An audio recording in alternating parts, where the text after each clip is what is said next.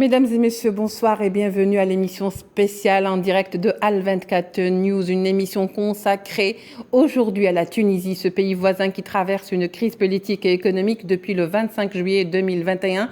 Le président Kais Saïed vient d'échapper à une tentative d'assassinat selon le ministère de l'Intérieur tunisien, ou plus exactement de son porte-parole. Objet de critiques sévères et de rumeurs, le président tunisien trouve beaucoup de mal à faire passer son projet d'une Tunisie propre et prospère, encerclé depuis quelque temps par la grogne sociale et ses détracteurs traditionnels. L'étau se resserre sur le président, donnant lieu à toutes les spéculations imaginables. Qu'arrive-t-il donc à la Tunisie? Que se passe-t-il en vrai? Le président est-il victime ou bourreau? Aurait-il tourné kazakh comme l'accusent ses détracteurs et ses adversaires? Sous la pression, s'achemine-t-il vraiment vers une normalisation avec l'entité sioniste, lui qui s'en est toujours défendu? Ou est-il simplement l'objet d'une campagne de dénigrement menée et orchestrée par l'extérieur avec l'appui de certains sous-fifres de l'intérieur? Des questions et encore des questions qui restent sans réponse, mais pas pour longtemps. Pour en parler aujourd'hui avec nous, nous avons en direct de Tunis, via Skype, M. Karim Ben Saïd et Anis Morai, journaliste tunisien, tout comme Karim Ben Saïd, mais Anis Morai sera avec nous par téléphone. Messieurs, bonsoir et merci d'avoir accepté notre invitation. Bonsoir. Monsieur Anis Morai, l'invitation, bonsoir. Merci beaucoup de l'avoir accepté. Donc, je commence avec vous, Monsieur Karim Ben Saïd. Mais que se passe-t-il donc en Tunisie? Alors, la question, c'est une très vaste question. Vous avez commencé par en tout cas, ces accusations portées par l'opposition, mais également par ce que le ministère de l'Intérieur appelle effectivement des tentatives d'assassinat et des menaces à l'encontre du président de la République. On va dire que de toutes les manières, par définition, un chef d'État est forcément menacé. Sinon, il n'y aura pas de garde-corps et un système de sécuritaire dédié au président de la République. Donc, c'est tout à fait normal. Maintenant, le manque d'information du côté du ministère de l'Intérieur a fait que, effectivement, il y a cette sorte de... d'opacité? De mystère? Oui, une sorte de... Voilà, on dit que ce n'est pas totalement vrai, que c'est une... finalement, c'est un outil politique aussi pour justement booster l'opinion publique en faveur du président de la République. Mais évidemment, restons prudents, il y a effectivement des menaces à l'encontre des présidents dans le monde entier. Alors, ce qui arrive en Tunisie, c'est une sorte d'opposition entre une vision politique portée par le chef de l'État et une classe politique hostile aux dispositions du chef de l'État. C'est aussi simple que ça. Maintenant, il y a un certain équilibre des pouvoirs. Maintenant, l'équilibre des pouvoirs, l'équilibre de pouvoir, donc le pouvoir est du côté du président de la République, mais comme vous l'avez précisé, l'étau politique se resserre autour du président de la République, d'autant plus qu'il y a effectivement une crise économique, une grogne sociale et financière. Oui, très bien, Monsieur Karim Ben Saïd. Alors, pour rester un petit peu dans le même ordre d'idées que celui que vous venez d'énoncer, Monsieur Anis Morai, s'agit-il d'une tentative déjouée ou carrément d'une mise en scène réussie? Alors, c'est très difficile de répondre à cette question. Alors, si on se fie un peu à la conférence de presse qui a été donnée hier au ministère de l'Intérieur par le porte-parole du ministère de l'Intérieur, c'est une tentative d'assassinat. On n'en sait pas plus que ça. On sait que un loup solitaire a été appréhendé avec une arme de crime. Mais réellement, on ne sait pas plus par rapport à ça. Et puis, d'où est sorti ce loup solitaire, Monsieur Anis Morai? Est-ce qu'on peut soupçonner ne serait-ce qu'un semblant d'idée? Alors, vous savez, la Tunisie est proie au terrorisme depuis quelques années. Maintenant, on est arrivé quand même à juguler un peu le fléau, mais on n'est jamais à l'abri. En Algérie, vous connaissez ça très très bien, hein, donc on n'est jamais à l'abri d'un loup solitaire qui pourrait éventuellement donc exécuter un plan terroriste. Mais la question qui se pose aujourd'hui, s'il y a vraiment des interrogations par rapport à la véracité des faits, c'est en réalité en prenant en considération toutes les allégations qui ont été propagées par le pouvoir depuis l'ascension donc de Kais Saïed à la magistrature suprême, dans la mesure où on a eu énormément de révélations par rapport donc à ce courrier qui serait contaminé avec une substance donc au début donc du règne de Kais Saïed. Ensuite, on a parlé d'un tunnel dont la résidence de l'ambassadeur français en Tunisie, le président de la République, la présidente du gouvernement, le premier, le ministère de l'Intérieur, toute la Tunisie est allée voir et il s'est avéré que ce n'était rien du tout. Alors justement, toutes ces considérations, avec le peu d'informations qui a émané de la part du ministère de l'Intérieur, font que la tentative d'assassinat ne passe pas vraiment en Tunisie. Hein. Donc on parle peut-être d'une instrumentalisation de l'opinion publique, alors que le projet du président de la République aujourd'hui ne fait pas l'unanimité, loin s'en faut. Et donc cela peut être expliqué par certains que ce sont des tentatives plus pour amadouer une opinion publique qui est en train de tourner que réellement donc une tentative d'assassinat pure et simple. Réel. Mais non, je termine avec ça. Les propos de la porte-parole du ministère de l'Intérieur n'ont pas réellement donné tous les points donc de cette tentative d'assassinat, d'où les questions donc légitimes qui émanent par rapport à leur véracité. Alors, vous faites bien de dire ça parce que depuis quelque temps, justement depuis hier, lorsque donc on a entendu parler du fait que le président soit menacé et qu'il serait donc la cible, disons qu'on a fait un petit flashback en arrière pour revoir un petit peu toutes les déclarations qu'il a faites. Est-ce que ce n'est pas effectivement une histoire fomentée ou montée de toutes pièces, ce qui serait quelque part grave, bien sûr sans vouloir accuser ou acculer le président de la République, mais le fait que si ça devenait réel, si cela s'avérait, qu'on ait fomenté ce genre d'histoire pour que justement le président échappe un peu moins ou que les critiques se fassent un peu moindres et surtout de peur qu'une population qui lui était acquise se retourne contre lui. Monsieur Karim Ben Saïd, pardon. Alors, vous imaginez bien que je ne pourrais pas répondre très clairement pour vous dire que c'est un plan fomenté par la présidence de la République ou une opération de communication, mais je vous renvoie à l'histoire de l'homme qui criait au loup. Et voilà, c'est un petit peu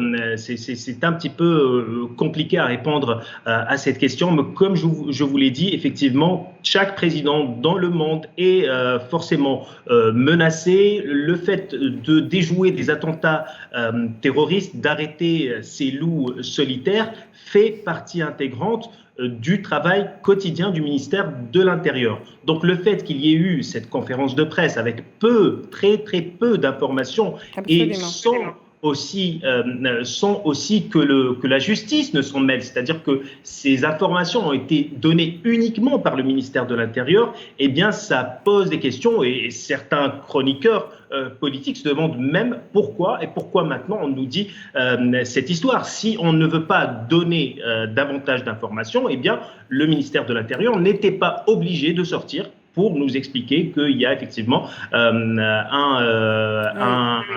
attentat déjoué contre le président, ce qui fait donc dire à ses opposants que c'est une carte politique jouée par le locataire de Carthage. Oui, très bien.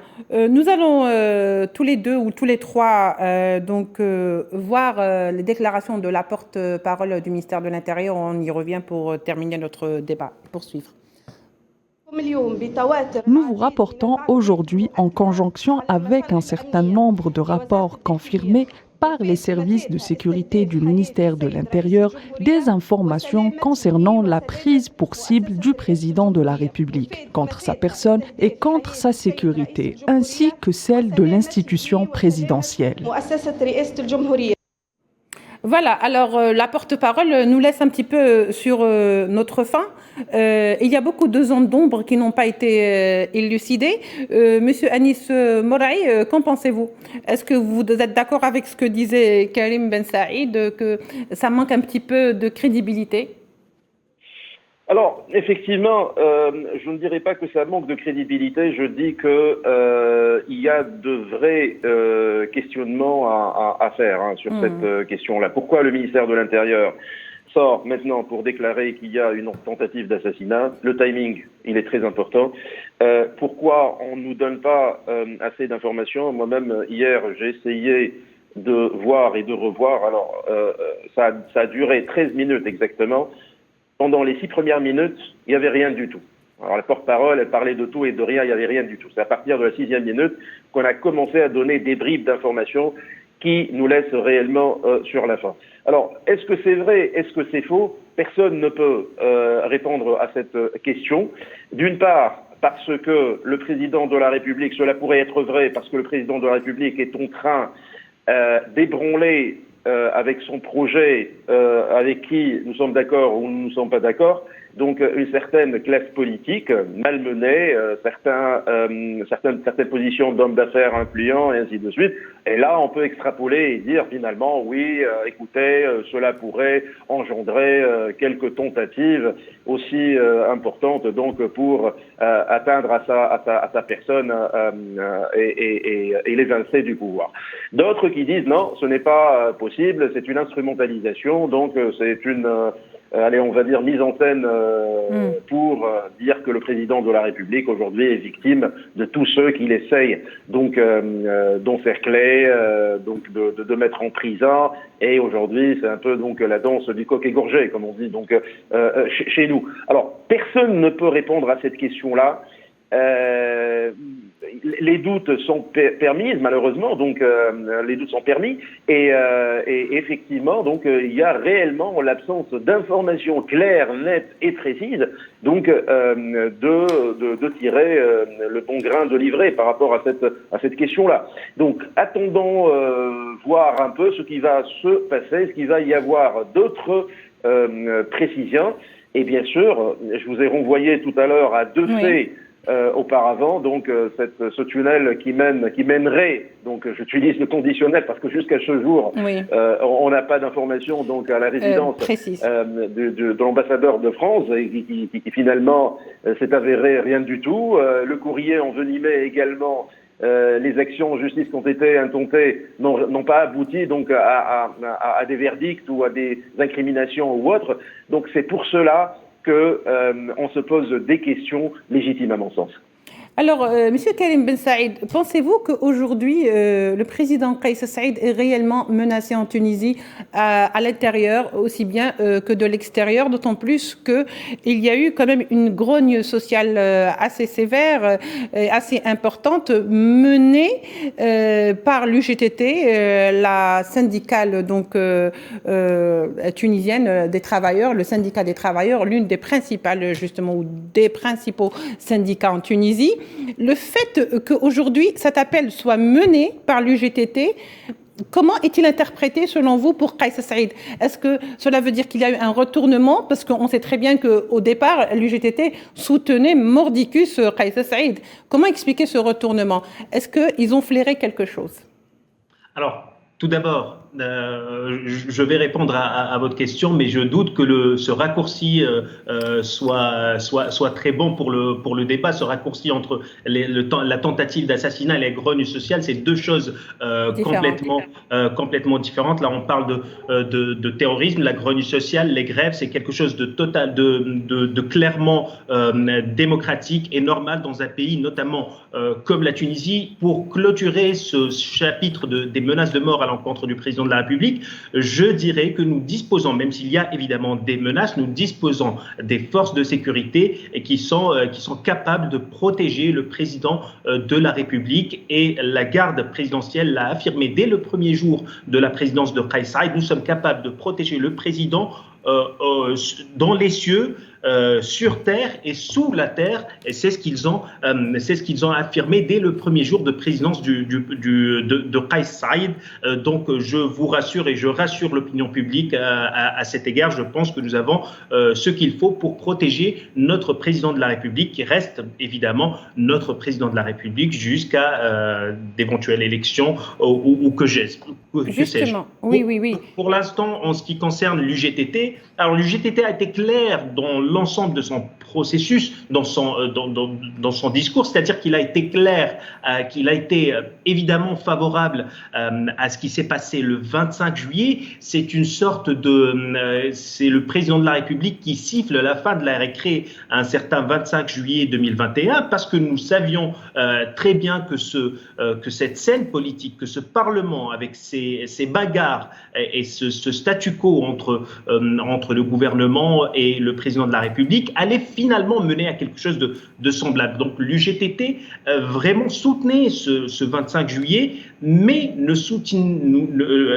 il est arrivé à la conclusion que le président de la République avait un projet et ne voulait pas débattre avec l'ensemble des partis politiques, et notamment l'UGTT, qui fait partie intégrante de l'histoire de la Tunisie, malgré ses couacs, malgré ses échecs. Mais l'UGTT est un grand mouvement, c'est une grande centrale syndicale, et rien ne peut se faire depuis 10 ans, en tout cas, sans l'aval ou en tout cas la participation de l'UGTT. Et donc cette fermeture, cette sorte de fermeture de Carthage à tout débat a mené l'UGTT à prendre une position, disons clairement hostile, parce que quand on voit le dernier discours du secrétaire général de l'UGTT, eh bien il est clair qu'il y a eu une véritable rupture avec le président de la République et avec le gouvernement, puisqu'il affirme clairement que, notamment sur les choix économiques, qu'un gouvernement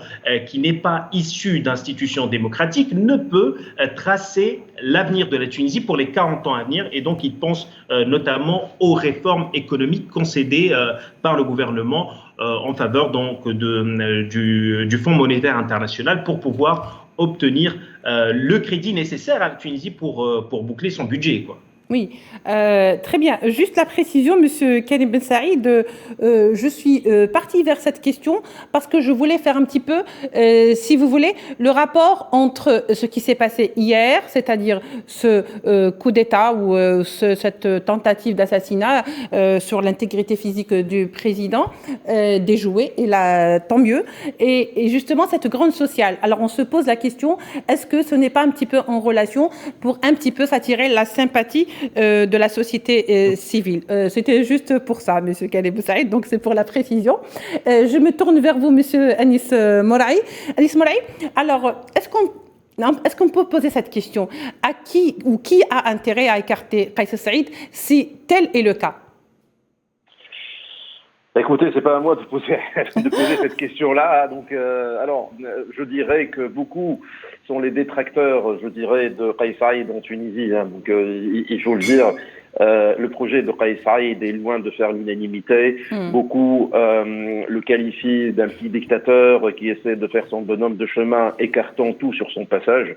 Le projet de la Constitution ne fait pas l'unanimité. Le dernier soutien qu'il avait dans la centrale syndicale, le GTT, est parti en éclats.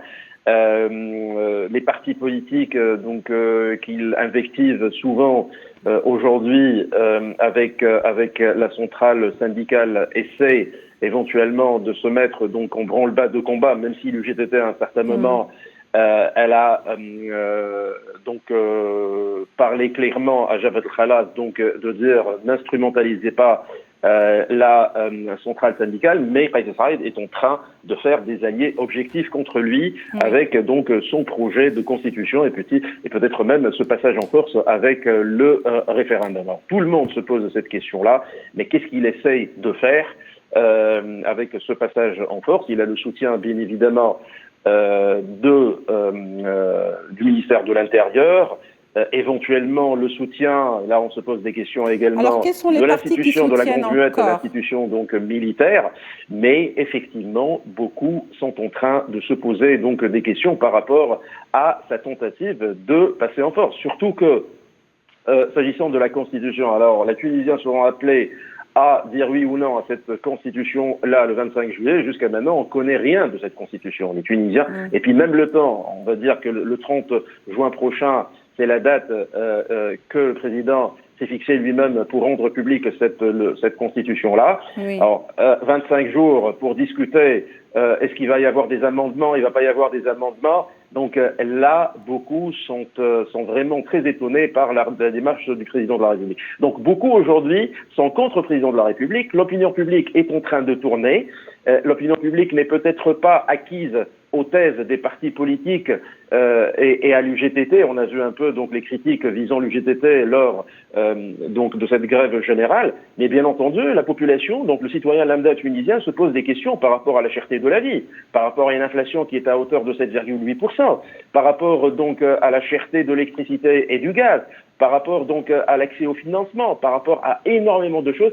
C'est ce qui fait que beaucoup de gens qui étaient ravis du changement opéré par le président de la République le 25 juillet sont en train de se poser des questions. Alors l'élite tunisienne se pose des questions par rapport donc au tournant, au virage qui pourrait être liberticide et peut-être même antidémocratique de la Constitution, mais le citoyen lambda qui a besoin de manger, qui a besoin de vivre normalement et décemment, se pose la question par rapport à sa capacité, à la capacité du gouvernement à lui offrir donc une vie meilleure de ce qui a précédé auparavant, et notamment durant les 10 années qui viennent de passer. Alors, une question qui peut-être peut sembler un peu simpliste, mais je vais quand même la poser, M. Khalid Ben Saïd. Est-ce que vous pensez que le président tunisien Kais Saïed serait la proie d'un chantage externe? Un chantage, je ne pense pas. D'une pression peut-être? Oui, des pressions, effectivement, et chaque pays a des pressions de l'extérieur et de l'intérieur, mais il semble que le président de la République soit dans une démarche vraiment personnelle. Il est convaincu de ce qu'il est en train de faire. Ce n'est pas quelqu'un qui cède facilement au chantage et aux pressions, et on l'a vu donc notamment avec ce conflit avec l'UGTT. Tout l'ensemble des hommes politiques qui se sont succédés depuis 2011 ont cherché à attirer vers eux l'UGTT et la centrale syndicale, chose que n'a pas fait donc le président de la République Kais Saïed. Donc je pense que effectivement le président de la République ne cède pas à un chantage quelconque. Il est sous pression effectivement, mais il est en train de mener sa politique. Voilà. Dans l'autre camp, effectivement, il ne faut pas dire que finalement il n'y a que le président de la République qui est dans l'erreur aujourd'hui, parce que de l'autre côté, il y a cette Jabhat al-Khalas. C'est finalement les pompiers pyromanes. C'est eux qui ont permis cette situation, puisque ce sont principalement des partis qui ont gouverné ou qui ont fait partie de l'Assemblée nationale. Et donc voilà, c'est des gens qui sont responsables effectivement de la situation qui a engendré un certain 25 juillet 2021. Donc je pense qu'aujourd'hui, dans tout ça, c'est l'électeur tunisien qui est un petit peu perdu. Et je pense que sur le plan politique, sur le plan électoral, quand on fait une petite analyse, une lecture, on se rend compte que le président de la République a trop mis de temps pour réagir et pour mener. C'est peut-être aussi ça qui a joué en sa défaveur quelque part. Absolument, parce qu'il avait effectivement un soutien populaire, et on le voit que ce soutien populaire, eh bien, il y a une sorte d'érosion du soutien au président de la République à mesure que le sablier s'écoule. Oui, Monsieur Khalid Ben Saïd, allez-y, poursuivez votre idée. Non, j'ai terminé. Merci. Très bien. Alors, puisque vous avez parlé aussi de son projet du président de la République tunisienne, donc, Monsieur Kais Saïd, vous pensez aujourd'hui, plutôt Monsieur Karim Ben Saïd, excusez-moi. Monsieur Karim Ben Saïd, vous pensez que le président aujourd'hui, Kais Saïd, a-t-il les moyens ou a les moyens d'aller dans la réalisation ou jusqu'au bout de son projet? Alors, on parle de ce projet, surtout autour de cette pression qui est autour de lui. Absolument. Ce qui est étonnant, c'est qu'on parle du projet du président de la République, on parle d'opposants au président de la République et de soutien du président de la République, alors que le projet de constitution est un petit peu comme l'Arlésienne. On en parle, mais on la voit jamais. En tout cas, elle tarde à venir. Le projet, on ne l'a pas lu. Le citoyen tunisien disposera de seulement quelques jours pour lire la Constitution, pour écouter les avis des uns et des autres et pouvoir s'exprimer. Donc le référendum du 25 juillet sera finalement non pas un référendum autour de la Constitution, mais finalement un vote pour ou contre le président Kais Saïd. Parce que vous vous en doutez que en quelques semaines, en quelques jours, un électeur ne pourra pas se faire une idée très claire du projet de constitution. Donc c'est un pari très risqué, d'autant plus que l'instance supérieure indépendante pour les élections a fait en sorte d'inscrire automatiquement sur les listes électorales pour atteindre un total de 9 millions d'électeurs.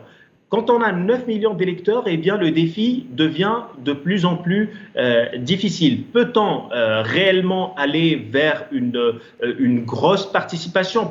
Peut-on mobiliser plus de 3 millions d'électeurs en Tunisie? Certains en doutent. Et d'ailleurs, le secrétaire général, pour revenir à lui, le secrétaire général de l'UGTT a dit « Moi, s'il y a 50% des Tunisiens qui participent à ce scrutin, eh bien, je me plierai à la volonté du peuple. » Ce qui veut dire que si la Constitution est votée avec, disons, 20 à 30% de taux de participation, eh bien, la Constitution n'aura pas cette force, cette légitimité qui lui permet donc d'être acceptée par tout le monde et notamment par les partis politiques. Mais si plus de 50% des électeurs se mobilisent et vont jusqu'aux urnes pour voter en faveur de la Constitution, eh bien là, ça serait vraiment un message très clair de la population. Mais il y a un fort doute sur le taux de participation.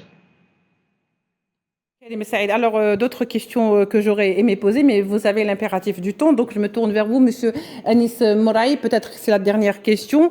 Je veux revenir sur ce qui fait également la polémique depuis quelque temps, c'est-à-dire cette histoire de soupçons qui pèse sur la Tunisie concernant la normalisation avec l'État sioniste ou l'entité sioniste en raison de sa participation aux manœuvres militaires africains Léon. Qu'est-ce que vous pouvez faire comme commentaire, Monsieur Anis Moraï?